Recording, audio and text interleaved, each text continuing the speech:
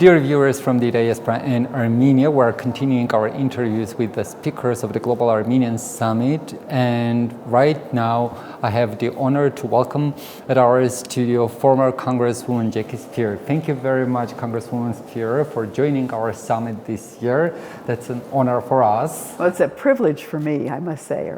I've been so impressed by the enthusiasm and the commitment of the diaspora to help raise Armenia to greater heights. Congresswoman Speier, you have already shared your impressions about the summit, but you are also a speaker at the advocacy session, which was dedicated to all kinds of advocacy issues representing Armenian interests in the United States, but also across the world. So what do you think?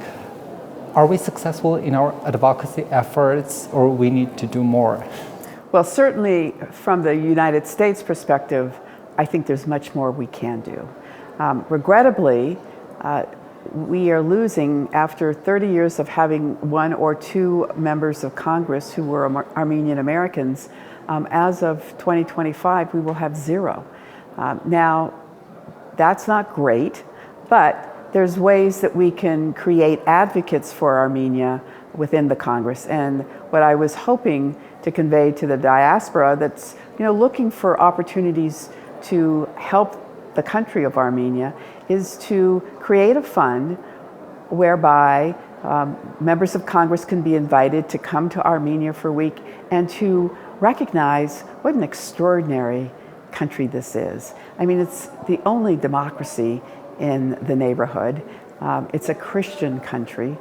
It wants to be akin to the West. And so we should be promoting that in every way we can.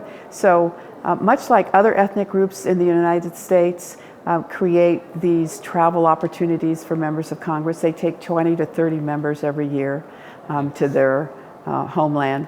We should be doing that here in Armenia.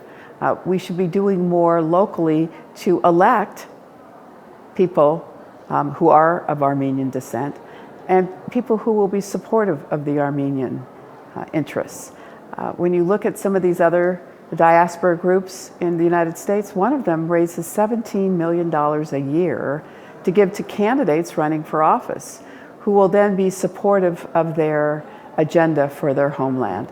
I'm not suggesting we do that right off the bat, but I think we need to develop stronger ties with the leadership in the United States and in other countries around the world that have a high percentage of the diaspora there. You have been advocating for Armenia for many years, and you had very impressive achievements. What do you consider your biggest achievement? Well, certainly, I think the joint effort by a number of us in Congress to get the Armenian genocide, after over 30 years of hitting one roadblock after another, getting that passed by the House and the Senate and signed by President Biden was huge. But as I've said to many, we have to look to the future too. And one of the things I got done was to double the amount of foreign aid coming to Armenia from the United States. We raised it to $40 million a year. That's good, but I can tell you that countries in the surrounding areas receive more in U.S.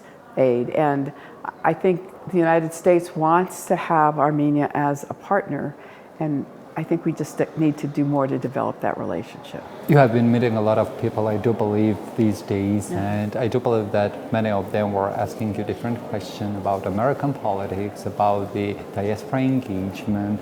So what do you think, what is the role of diaspora in Armenia? So, and how the diaspora, for example, can have an impact on all those processes that are related to the developing democracy of the country? I think the most important thing, and I can say this of the diaspora in the United States, is for them to become united in recognizing that they are the guardian angels of Armenia, and they should be doing everything together to achieve whatever the goal is this year or next year, to elevate Armenia and to help Armenia grow as a democracy. How do you, your Armenian heritage, you have talked a lot about your Armenian heritage. I just view different interviews to learn more about it, but how can you identify that heritage and what that heritage gives you in general in your life? I tell this story. My mother would talk about the Armenian genocide to me as a young child, and I don't know how much of it computed, but among children, when they're quite young, and they're in kindergarten and first grade, I remember saying, well, what's your background? And I would always say German, and I almost under my breath would say Armenian, because there was nowhere on the map to point to Yes. to show the country of Armenia. And once it became a republic, once you could find it on the map, that's pretty exciting. So for all the children of Armenian descent now, there is somewhere to point to on the map. I want to make sure that's always the case. And that was my message to the diaspora. That's our job, to make sure that Armenia doesn't just survive, but thrives and is a vibrant democracy into the next generation and beyond. You have been to Armenia several times, right? 4 times, but that's not enough. Yeah, I suppose that's not enough. But what is the most impressive thing about Armenia for you? Well, I think the opportunity here, the untapped opportunity, the food, the generosity of the people here in spirit. It's it harkens back to a simpler time when people were generous with their attention and had a happy feeling about being alive. And, as a kid growing up, my mom had this little cloud over her head. It's like the genocide was always in her head. And we can't ever forget the genocide. And it needs to factor into, our national security and strategy here in Armenia. But Armenia's success is in the future. Armenia's success is in, making sure that those that are born here want to stay here and don't necessarily want to move to the diaspora. It's for the diaspora to recognize their opportunities here to invest, and actually their obligation to invest. Yes.